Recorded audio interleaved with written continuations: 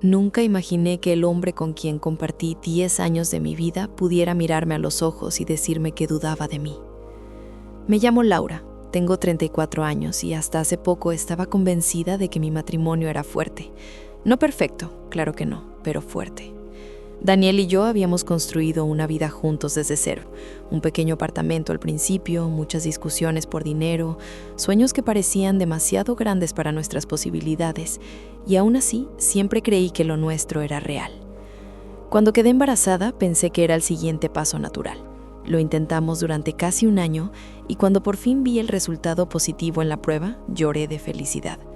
Daniel me abrazó, me levantó en el aire y me prometió que sería el mejor padre del mundo. Durante los primeros meses todo parecía normal. Me acompañaba a las consultas, tocaba mi vientre por las noches y hablaba con el bebé como si pudiera escucharlo.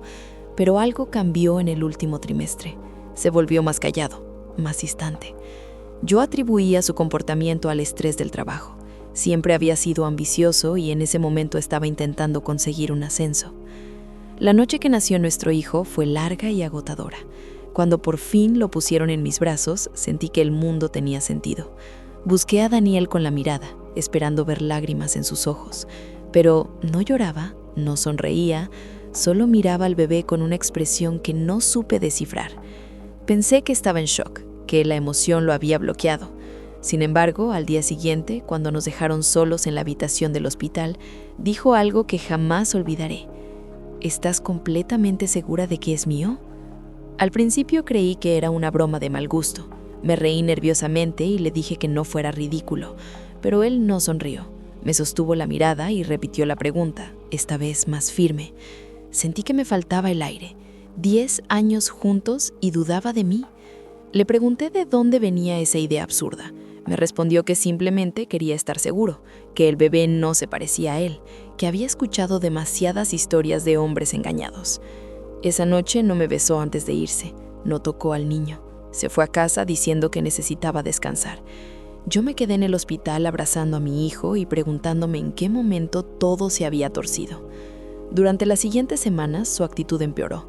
Revisaba fechas constantemente. Me hacía preguntas sobre reuniones de trabajo de meses atrás. Insinuaba que había salido demasiado con amigas durante el embarazo. Cada comentario era como una pequeña puñalada. Intenté hablar con él con calma. Le pedí que confiara en mí. Le recordé nuestra historia, todo lo que habíamos superado juntos. Pero su mirada estaba fría, distante, casi calculadora. Hasta que un domingo, durante una comida familiar en casa de su madre, decidió humillarme por completo. Sin previo aviso, dijo delante de todos que quería una prueba de ADN. El silencio fue inmediato. Su madre me observó como si ya hubiera decidido que yo era culpable. Su hermana evitó mirarme. Yo sentí que la sangre me abandonaba el rostro. Le pedí que habláramos en privado, pero él insistió en que si no tenía nada que esconder, no debía molestarme. Esa frase me atravesó el pecho. No era solo la duda, era la falta total de respeto. Era la forma en que había decidido exponerme delante de su familia como si fuera una sospechosa. Esa noche lloré en el baño de nuestra casa mientras mi hijo dormía en la cuna. No lloraba por la prueba en sí, sabía perfectamente quién era el padre de mi hijo. Lloraba porque el hombre que juró protegerme estaba dispuesto a destruir mi dignidad por una inseguridad que ni siquiera intentaba explicar. Finalmente acepté hacer la prueba, no por miedo, sino porque quería cerrar ese capítulo y que tuviera que tragarse cada una de sus palabras. Pero algo dentro de mí cambió. Mientras él dudaba de mi fidelidad, yo empecé a preguntarme por qué estaba tan seguro de que yo podía haberlo engañado. Las personas que acusan con tanta convicción suelen hacerlo porque proyectan sus propios secretos. Y por primera vez en 10 años, comencé a observar a mi esposo como si fuera un extraño. Los días siguientes comenzaron a sentirse extraños. Daniel ya no discutía conmigo sobre la prueba. Actuaba como si la decisión estuviera tomada y solo estuviéramos esperando el resultado de algo inevitable. Esa calma me inquietaba más que su rabia. Lo observaba en silencio. Sus horarios empezaron a cambiar. Decía que tenía reuniones más largas, llamadas urgentes, clientes nuevos. Siempre había tenido trabajo, pero ahora parecía tener una segunda vida fuera de casa. Llegaba tarde, se duchaba inmediatamente y dejaba su teléfono boca abajo sobre la mesa. Antes no era así. Antes podía dejarlo en cualquier parte sin preocuparse. Una noche, mientras él dormía, escuché una vibración corta sobre la mesita de noche. Dudé durante varios segundos. Nunca había revisado su teléfono en 10 años. Nunca lo necesité, pero esa vez algo dentro de mí me empujó. La pantalla mostraba un nombre que no conocía. Clara. El mensaje solo decía, ¿ya le dijiste? Mi corazón comenzó a latir con fuerza. No abrí la conversación. No quería hacerlo en ese momento. Dejé el teléfono exactamente como estaba y me acosté fingiendo que no había visto nada. A la mañana siguiente actué con normalidad. Preparé el desayuno, besé a mi hijo y le pregunté a Daniel cómo había dormido. Me respondió con frialdad, casi mecánicamente. Mientras se abotonaba la camisa, su teléfono volvió a vibrar. Esta vez lo tomó rápido, demasiado rápido. Salió al balcón para contestar. Yo me quedé en la cocina, sintiendo que algo se desmoronaba lentamente frente a mis ojos. Esa misma tarde, recibí una llamada del laboratorio confirmando que los resultados de la prueba estarían listos en 3 días. 3 días. Pensé que sentiría alivio, pero en lugar de eso sentí miedo, porque ahora ya no me preocupaba demostrar que mi hijo era suyo. Me preocupaba descubrir por qué él parecía tan ansioso por tener una excusa. Esa noche, mientras él se duchaba, tomé una decisión. Abrí su teléfono. No había contraseña nueva. Quizás estaba demasiado confiado o demasiado distraído. Busqué el nombre Clara. Había decenas de mensajes. Al principio eran aparentemente inocentes, conversaciones sobre trabajo, bromas ligeras, pero luego encontré uno que me heló la sangre. No puedo seguir ocultándolo para siempre. Y la respuesta de Daniel, dame tiempo, primero tengo que resolver lo del ADN. Sentí que el suelo desaparecía bajo mis pies. Lo del ADN no era una duda, era una estrategia. Continué leyendo con manos temblorosas. Hablaban de planes, de un futuro juntos, de cómo todo cambiaría pronto. Clara no era una compañera de trabajo, era alguien que esperaba algo de él, algo definitivo. Cerré el teléfono justo antes de que saliera del baño.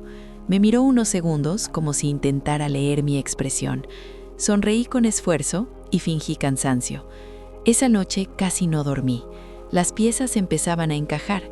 Él necesitaba una prueba de ADN, no porque dudara de mí, sino porque necesitaba liberarse sin parecer culpable. Si el resultado salía negativo, yo sería la traidora y él la víctima. Si salía positivo, no sabía qué planeaba hacer. Tal vez inventar otra excusa, tal vez marcharse igualmente. Pero ya no era la mujer inejua que lloraba en el baño. Ahora sabía que algo mucho más grande estaba en juego. Al día siguiente decidí seguirlo. No como una esposa celosa, sino como una mujer que necesitaba la verdad completa.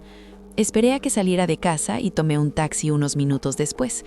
Lo vi estacionar frente a un edificio que no reconocía. No era una oficina, era un complejo residencial. Lo observé entrar con seguridad, como si ya hubiera estado allí muchas veces. Mi corazón golpeaba con fuerza contra mis costillas. Esperé 10 minutos antes de acercarme. Subí al ascensor con manos heladas. En el 4º piso escuché risas detrás de una puerta entreabierta. Reconocería su risa en cualquier lugar, y junto a ella, la voz de una mujer. Me quedé inmóvil frente a aquella puerta entreabierta, escuchando su risa mezclada con la de esa mujer. No era una risa casual, era íntima, relajada, la risa de alguien que se siente en casa. Sentí una mezcla de rabia y claridad. Ya no había dudas. Empujé la puerta con suavidad y entré sin hacer ruido. El apartamento era pequeño pero acogedor.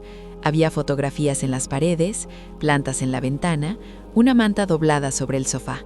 No era un lugar improvisado, era un lugar vivido. Y entonces la vi. Clara estaba sentada en el sofá, descalza, con una copa de vino en la mano. Daniel estaba frente a ella, demasiado cerca, hablándole en voz baja. Cuando levantó la mirada y me vio en la entrada, su rostro perdió el color. Clara giró lentamente y me observó sin sorpresa, como si supiera que ese momento llegaría. Durante unos segundos, nadie dijo nada. El silencio era tan pesado que parecía cortar el aire. Fui yo la que habló primero.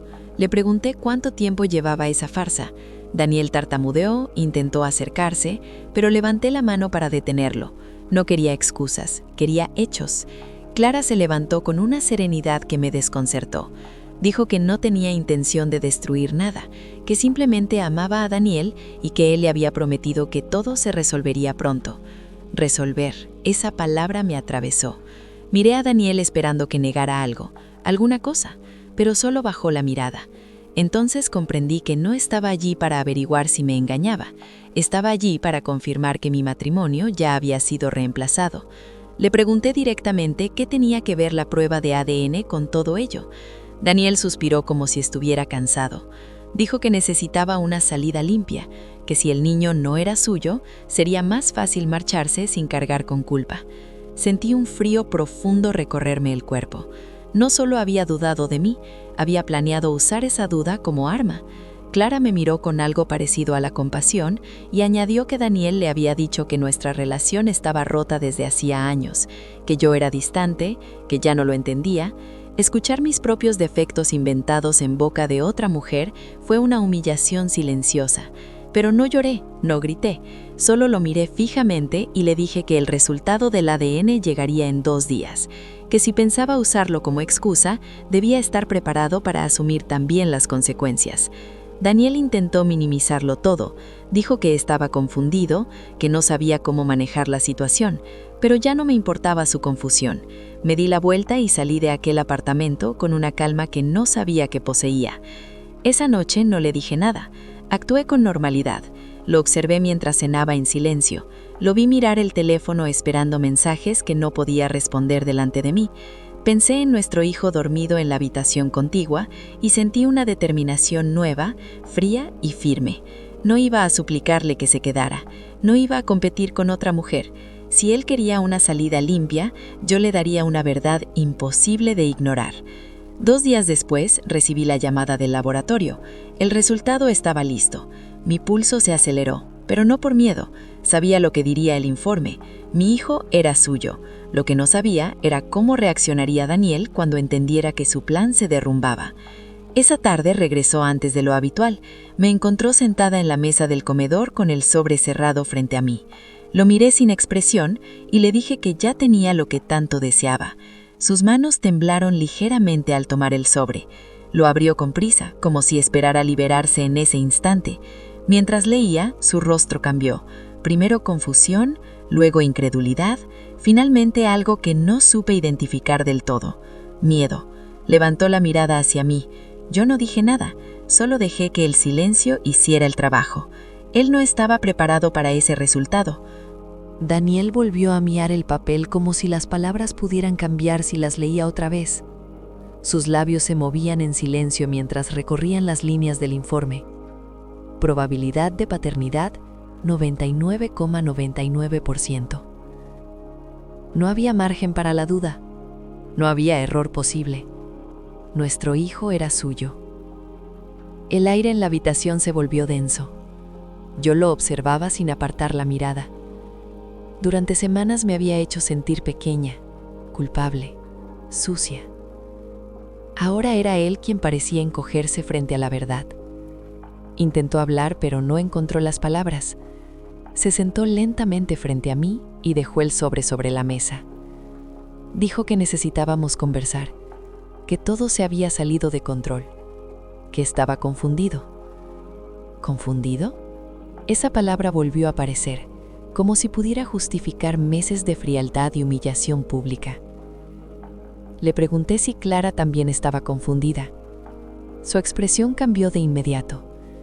Ya no era el hombre seguro que exigía pruebas delante de su familia. Era alguien atrapado. Me pidió que no mezclara las cosas, que lo nuestro era diferente, que lo que tenía con ella era una equivocación producto del estrés y la distancia. ¿Distancia? Quise reírme. Yo había estado embarazada, vulnerable, sosteniendo nuestra casa mientras él se refugiaba en otra mujer y planeaba usar un ADN como salida elegante. Le pregunté directamente cuál era su plan si el resultado hubiera sido negativo. No respondió. Bajó la mirada, y en ese silencio entendí todo. Él ya había decidido marcharse. Solo necesitaba que yo cargara con la culpa. Me levanté despacio y le dije que no se preocupara, que no tendría que fingir más. Su confusión se convirtió en alarma. Preguntó qué quería decir. Entonces le conté que sabía lo de Clara, que había estado en su apartamento, que había escuchado cada palabra sobre su salida limpia. El color abandonó su rostro. Intentó justificarse, decir que estaba pasando por una crisis, que no sabía cómo enfrentar la responsabilidad de ser padre. Pero ya no había espacio para excusas. Le dije que el resultado no solo confirmaba que el niño era suyo, sino que demostraba algo mucho más importante, que yo nunca lo había traicionado, que toda esa desconfianza era un reflejo de su propia culpa. Se levantó y comenzó a caminar nervioso por la habitación. Decía que podíamos arreglarlo, que podíamos empezar de nuevo, pero había algo en su voz que ya no transmitía convicción. Sonaba como un hombre que acaba de perder el control de una historia que creía tener escrita. Le pregunté si amaba a Clara. Dudó demasiado antes de responder. Ese silencio fue suficiente. No necesitaba escuchar la palabra sí. Ya estaba implícita. Entonces tomé la decisión que había empezado a formarse en mí desde el momento en que leí aquellos mensajes. Le dije que no iba a rogarle que se quedara, que no iba a vivir con alguien que necesitó un análisis genético para valorar su propia sangre, que si quería irse, la puerta estaba abierta, pero que no pensara ni por un segundo que yo iba a cargar con la vergüenza de su traición. Daniel intentó acercarme, tocar mi mano, pero me aparté. Por primera vez en años, no sentía miedo de perderlo. Sentía claridad, y esa claridad era más poderosa que cualquier grito. Se quedó en silencio varios minutos, procesando que su plan había fallado. El ADN no lo liberó, lo desenmascaró. Finalmente dijo que necesitaba tiempo para pensar. Asentí con calma y respondí que yo también lo necesitaba, pero para organizar mi vida sin él. Esa noche durmió en el sofá. Yo me quedé despierta mirando a mi hijo en la cuna, preguntándome cómo alguien puede destruir su propia familia por cobardía. Pero dentro de mí no había solo dolor, había determinación. Daniel creyó que el resultado del ADN definiría nuestro futuro. No imaginó que sería el inicio de su mayor error. A la mañana siguiente la casa se sentía distinta. No hubo discusión, no hubo gritos, solo un silencio incómodo que parecía marcar el final de algo que ya estaba roto desde hacía tiempo. Daniel evitaba mirarme directamente. Se movía por la cocina como un invitado en su propia casa. Nuestro hijo dormía tranquilo, ajeno a todo lo que estaba sucediendo. Mientras preparaba café, pensé en lo que vendría después. No quería que esta historia terminara con él simplemente marchándose como si nada hubiera pasado. Durante semanas me había expuesto. Había sembrado dudas sobre mi honor frente a su familia. Había intentado convertirme en la culpable de su traición. Eso no iba a quedar así. Esa misma tarde recibí un mensaje de su madre preguntando si ya teníamos el resultado. Me quedé mirando la pantalla unos segundos. Podría haber ignorado la pregunta, pero decidí responder. Le dije que sí, que el niño era de Daniel, y que quizá ahora él tendría que explicar muchas cosas. No pasaron ni 10 minutos cuando sonó el teléfono. Su madre estaba alterada, confundida. Dijo que Daniel le había insinuado que yo podía haberlo engañado. Sentí una mezcla de indignación y alivio. Por fin la verdad empezaba a salir a la luz. Le expliqué con calma que el resultado era claro, y que la única persona que debía dar explicaciones era su hijo. No mencioné a Clara, aún no. Quería que fuera él quien enfrentara esa parte. Cuando Daniel llegó del trabajo, encontró la casa demasiado tranquila. Le dije que su madre había llamado. Vi cómo la tensión regresó a su rostro. Preguntó qué le había dicho. Respondí que solo la verdad, nada más. Esa noche discutimos por primera vez desde que todo empezó. Él estaba molesto porque no hacía falta involucrar a la familia.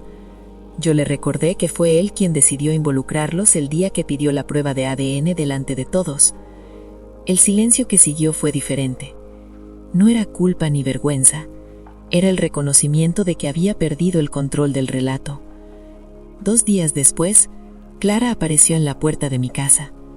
No esperaba verla allí. Tenía una expresión insegura, muy distinta a la serenidad que mostró en su apartamento. Me dijo que necesitaba hablar conmigo. Daniel no estaba. La invité a pasar. Nos sentamos frente a frente en el salón donde tantas veces había imaginado una vida estable. Clara respiró hondo y confesó que Daniel le había prometido que el resultado sería negativo, que le aseguró que había fechas que no cuadraban, que estaba casi seguro de que el niño no era suyo. Sentí un nudo en el estómago al escuchar la magnitud de su mentira. No solo dudó de mí, construyó una narrativa completa para justificar su infidelidad. Clara dijo que cuando leyó el resultado, entendió que él había manipulado la situación, que ahora no sabía si podía confiar en nada de lo que le había dicho. La miré durante varios segundos. No era mi enemiga, era otra persona atrapada en su cobardía. Le dije que Daniel siempre buscaba salidas cómodas, que si no había sido el ADN, habría sido otra excusa. Clara bajó la mirada. Antes de irse me pidió algunas disculpas. No supe si eran sinceras, pero ya no importaba. Cuando Daniel llegó esa noche y le conté que Clara había venido, su reacción no fue de rabia, sino de miedo. Me preguntó qué había dicho. Respondí que la verdad siempre encuentra la forma de salir. Esa frase lo dejó sin palabras. Durante las semanas siguientes, comenzó a circular el rumor en su familia, el resultado del ADN, la sospecha infundada, la historia con otra mujer. Daniel intentó controlar la versión, pero cada intento lo hundía más. Yo ya no gritaba ni discutía, simplemente avanzaba. Consulté a un abogado, organicé documentos, abrí una cuenta bancaria a mi nombre. Cada paso era silencioso, pero firme. Daniel empezó a comprender que el verdadero resultado del ADN no era la confirmación de la paternidad, era la prueba de su traición moral. Y lo peor para él no era perderme, era perder la imagen de hombre correcto que tanto había cuidado frente a los demás. Las semanas siguientes fueron una transformación silenciosa. Daniel empezó a darse cuenta de que ya no discutía, ya no lloraba, ya no pedía explicaciones. Esa calma lo descolocaba más que cualquier enfrentamiento. Intentó acercarse varias veces. Decía que había cometido un error, que todo se había salido de control, que estaba dispuesto a cortar definitivamente con Clara. Pero ya no se trataba de Clara. Se trataba de algo mucho más profundo. Se trataba de la confianza que destruyó el día que decidió convertir mi maternidad en una sospecha pública. Una noche se sentó frente a mí con una expresión que mezclaba orgullo herido y miedo. Me dijo que no quería perder a su hijo.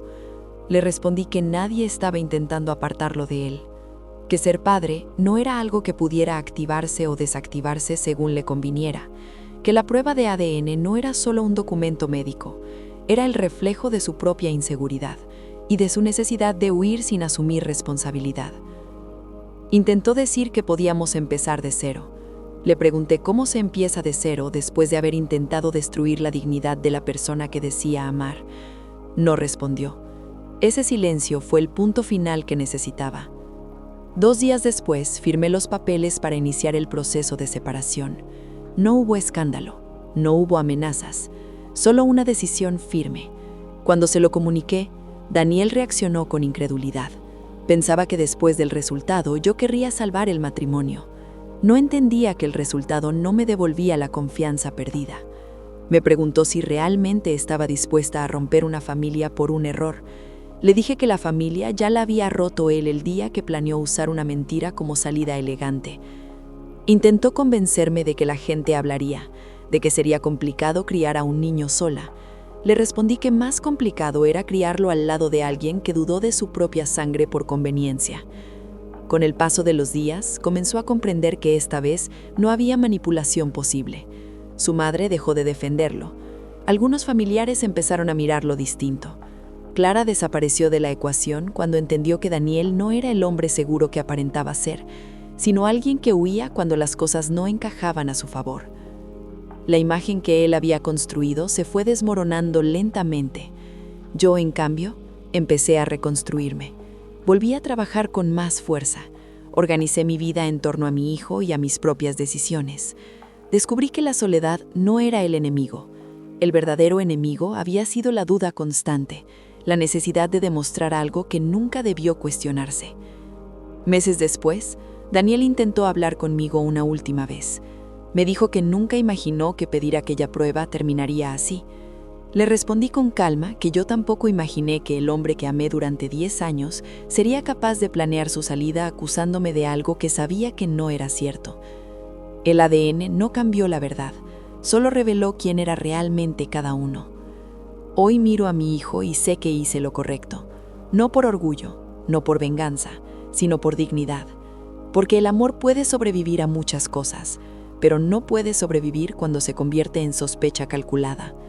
Daniel pidió una prueba para liberarse. No estaba preparado para que el resultado fuera la evidencia de su propia traición. Y esa fue la única verdad que realmente importó.